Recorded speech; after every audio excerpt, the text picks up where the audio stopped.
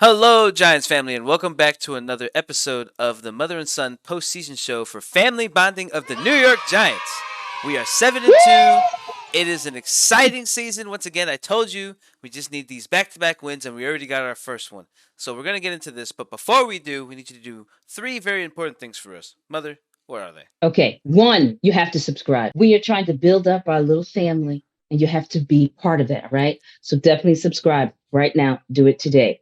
Then make sure you like this video. Of course, if you like it, but even if you don't, we'll appreciate it. And you got to click that little bell so you can get all the notifications. And I'm going to add one other thing, son. If you feel like we've done a great job of analyzing and also of giving you a great time watching it, why don't you give us a little tip? There's a little tip button up in the header of our channel. And also, we always have a link down underneath the video in the description. All right, let's get to it. All right, guys. We have our seventh win. Very stressful win for some odd reason throughout the first half of the Woo. game. I believe what happened was what I feared would, is that we're like, they're 1-16. It is what it is. That's what I felt like the energy was like. But, Brian Daboll took care of that in the halftime speech. I'm sure he Yeah, got everybody fired up and gave them the rude awakening that they needed. As we saw last week, the Texans almost gave the Eagles a run for their money, and they're done defeated. exactly. Bastards. It's important that we were able to still win it, be able to get it out of there with honestly a good lead and a good separation, and honestly the management of the game. It was very important that we had our defense playing the way they were, even without Xavier McKinney. We're gonna get into that a little bit. The mother's gonna talk about that in a sec. Dexter Lawrence is looking fantastic out there, getting his sacks in the first half. He's looking like a Pro Bowl caliber player.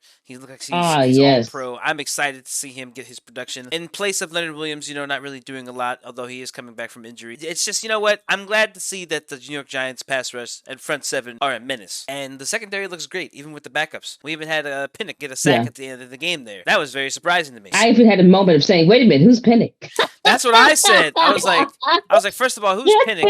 And I looked up where he got him from, and I was like, okay, whatever. So that's just some fill-in. He's filling in for Xavier McKinney.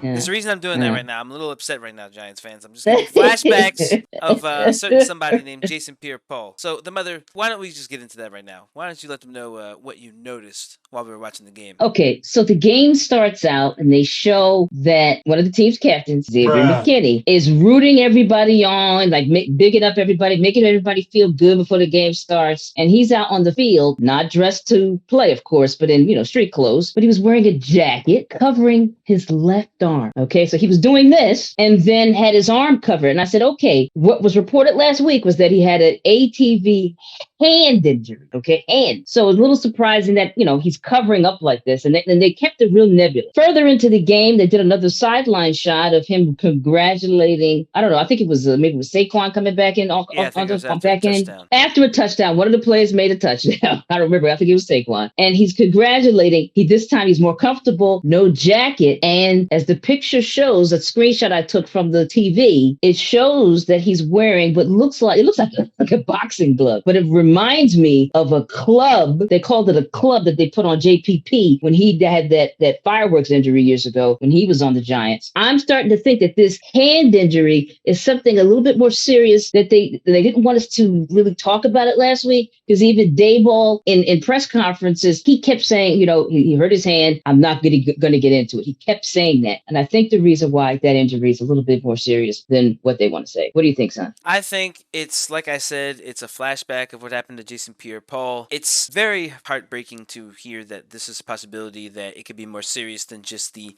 hand injury that they're saying it is. It just shows that he was irresponsible with the bye week that he had. He went to risk his career, really, because if you have a club on your hand, that means you're probably going to need some sort of reconstructing or something's missing. A laceration, which is a very, very bad cut, right? Something that requires a lot more healing, if you will, and maybe some other stuff that needs to be done. We've got that, hanging over us too, as the McKinney saga continues. We're trying to figure out what's going on with him. And I'm sure we won't be the only ones talking about that if anybody was paying attention, like the mother. And while we're on the negative side of what happened with the game, Kenny freaking Galladay. Oh, man. I mean, the one target that he got, it hit his hands. He didn't even try to reach out for it. It was almost like he just said, screw it, and just didn't try.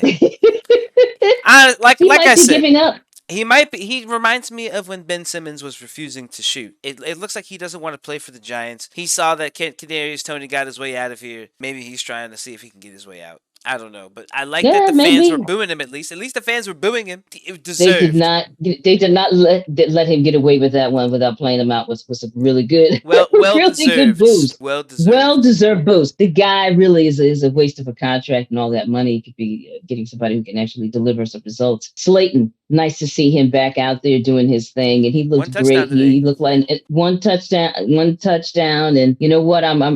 First of all, hallelujah that we had multiple touchdowns in this game. It hasn't been a season where every game we had a whole bunch of touchdowns, right? It really hasn't been that type of season. So it was really different. I think it had a lot to do with the fact that we were playing a 1-6-1 team. Right. I think it had a lot to do with that. It was a team that's not really well put together. And so we were able to do a little bit more, play around a little bit with some plays and things like that. But I think, just seeing him out there making some moves, that was really great. And we had three different playmakers, three different touchdown makers today, and I really applaud that. It's It's number Daniel one, it's an Jones too. improvement. It's Daniel Jones throwing the football, so it's showing that Daniel Jones can players touchdowns. Yeah, If he can get yeah, them in the end zone, we have promise. So let's just try right. to move And forward on that. yeah, I mean, the thing is, though, we have a tough schedule coming up, and gradually getting tougher and tougher within the next couple of weeks. And I Don't don't forget the want them. Lions. Hopefully, oh, all right, we do have the Lions, which is Don't worry another about should that be tough another slam, schedule yet. should be another slam dunk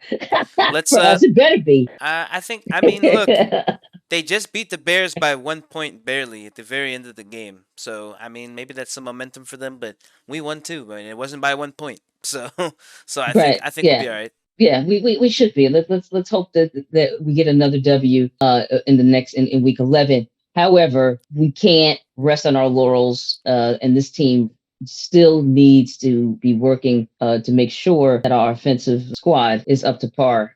Because today it was a little easier because we had a team that their defense wasn't all that great. Right. Exactly. Hmm. Well, Giants fans, you have our analysis of the game. We want to know what you guys think. Please make sure you like and subscribe if you haven't done so already when the mother asked you earlier. Also, make sure you drop a comment. We want to know what your thoughts are on the game.